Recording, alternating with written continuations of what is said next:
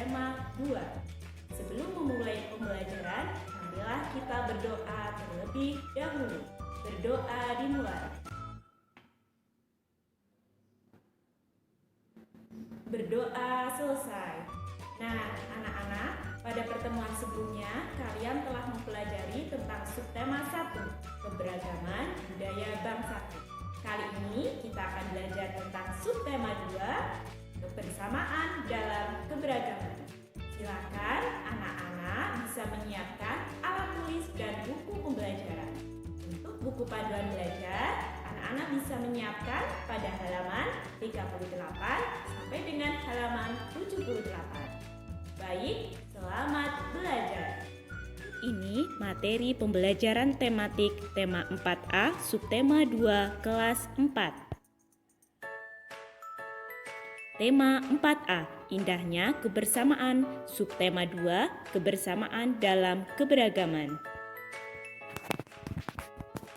Bagian 1, mengidentifikasi gagasan pokok dan gagasan pendukung.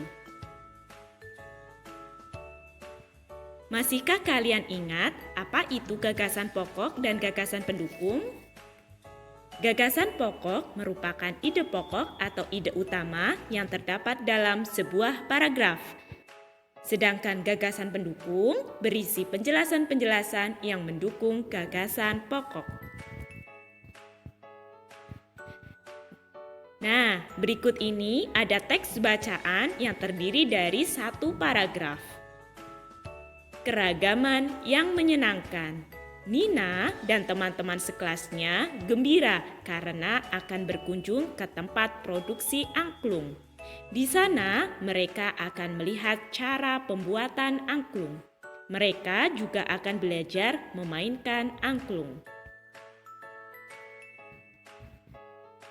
Berdasarkan teks keragaman yang menyenangkan tadi, kita akan menemukan gagasan pokok dan gagasan pendukung. Gagasan pokok yaitu kunjungan Nina ke tempat produksi angklung.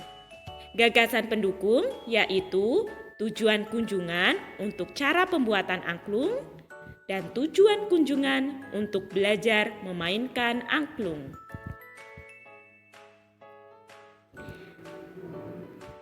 Nah, setelah belajar gagasan pokok dan gagasan pendukung, kita akan tahu cara membuat ringkasan. Seperti apa? Kita simak berikut ini. Salah satu cara untuk mengetahui informasi dalam teks adalah dengan membuat ringkasan. Ringkasan merupakan bentuk singkat dari suatu bacaan. Nah, langkah-langkah membuat ringkasan yaitu 1. Membaca bacaan dengan cermat. 2. Mencatat gagasan pokok atau hal penting dalam bacaan. 3. Menuliskan kembali gagasan tersebut sesuai urutan dengan bahasa yang lebih ringkas. Lanjut ke bagian 2. Belajar tentang bagian-bagian telinga dan proses mendengar bunyi. Simak. Berikut ini adalah gambar anatomi telinga manusia. Telinga manusia terdiri dari 3 bagian. Ada telinga luar, telinga tengah, dan telinga dalam. Telinga luar. Anak-anak bisa menyimak ya pada gambar yang ditunjukkan oleh anak panah berwarna merah. Gambar tersebut menunjukkan daun telinga berfungsi menangkap getaran bunyi.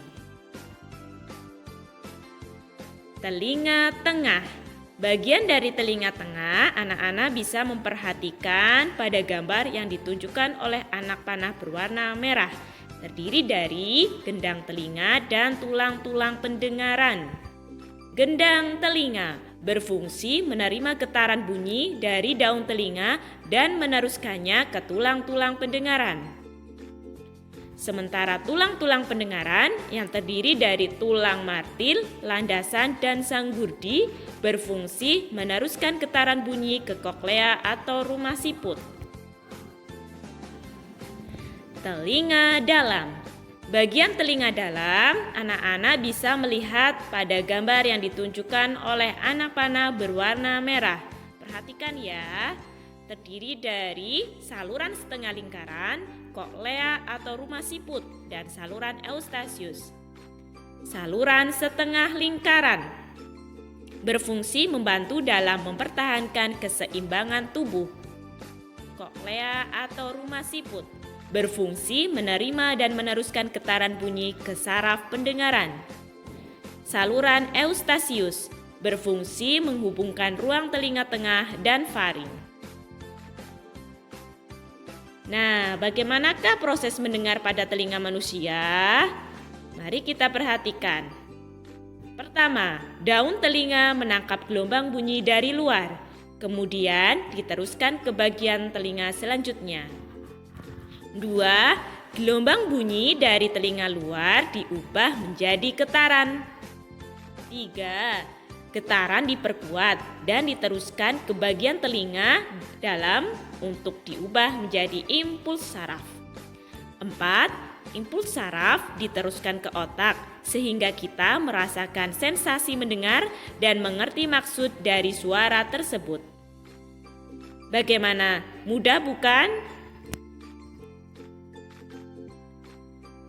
Nah, selanjutnya kita akan belajar tentang gangguan-gangguan pada telinga. 1. Ada tuli, diakibatkan oleh rusaknya saraf pendengaran. 2. Keluarnya cairan berbau busuk atau congek, terjadi karena radang pada telinga bagian dalam. 3. Bisul atau luka yang terjadi di dalam telinga akibat infeksi.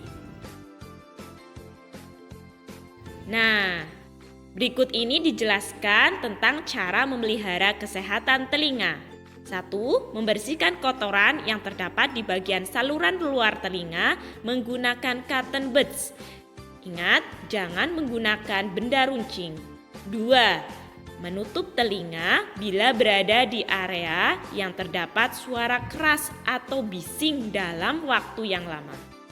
3. Segera ke dokter apabila pendengaran berkurang, telinga terasa sakit, bengkak, atau kemasukan hewan kecil.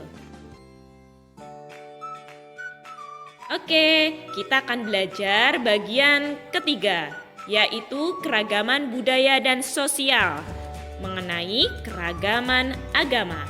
Apa saja? Yuk kita simak slide selanjutnya. Yang pertama, Islam. Tempat ibadahnya masjid. Hari besar agamanya Hari Raya Idul Fitri dan Hari Raya Idul Adha. Kristen. Tempat ibadah gereja. Hari besar agama Natal dan Paskah. Katolik. Tempat ibadah gereja. Hari besar agama, Natal, dan Paskah. Hindu, tempat ibadah pura, hari besar agama, Nyepi, dan Galungan. Buddha, tempat ibadah wihara, hari besar agama, Waisak. Konghucu, tempat ibadah kelenteng, hari besar agama, Imlek. Nah, sebelum lanjut ke bagian 4, apa saja tadi agama-agama yang telah kita pelajari? Ada keragaman agama Islam, Katolik, Kristen, Hindu, Buddha, dan Konghucu. Selanjutnya, kita akan belajar bagian 4, yaitu formasi gerakan tari bungong jumpa dan tari kupu-kupu. Ya, ada formasi pola lantai horizontal, seperti pada gambar ini ya. Nah, selanjutnya ada formasi pola lantai setengah lingkaran, seperti ini, membentuk setengah lingkaran. Ada juga formasi pola lingkaran. Dan formasi penari bergerak menyebar dan saling berpasangan. Nah, selanjutnya tari kupu-kupu berasal dari Bali. Gerak tari kupu-kupu. 1. Berputar saling berkejaran sebanyak 3 kali 8 hitungan. Setelah itu bergerak ke tengah panggung menghadap depan. 2. Bergerak ke kiri dan ke kanan dengan arah berlawanan. Selendang diangkat lebih tinggi sebanyak 2 kali 8 hitungan. 3. Berputar di tempat sebanyak 2 kali 8 hitungan. 4. Bersama-sama melangkah ke kiri dan ke kanan sebanyak 3 langkah. Langkah keempat, kaki menutup, badan agak membungkuk. Kedua tangan mengangkat selendang lebih tinggi. Gerakan dilakukan 2 kali 8 hitungan. 5. Berputar sebanyak 2 kali 8 hitungan, lalu keluar panggung. Kaki menutup, badan agak membungkuk. Gerakan dilakukan 2 kali 8 hitungan. Baik, kita akan belajar bagian yang kelima, yaitu sikap kerjasama. Apa itu kerjasama? Kerjasama adalah suatu usaha yang dilakukan oleh beberapa orang untuk mencapai tujuan bersama. Manfaat kerjasama apa saja? Yuk kita simak. 1. Menumbuhkan sikap solidaritas antar sesama manusia. 2. Mempererat tali persaudaraan dalam masyarakat. 3. Meningkatkan semangat kebersamaan dalam masyarakat. 4. Membuat pekerjaan menjadi lebih ringan dan cepat selesai.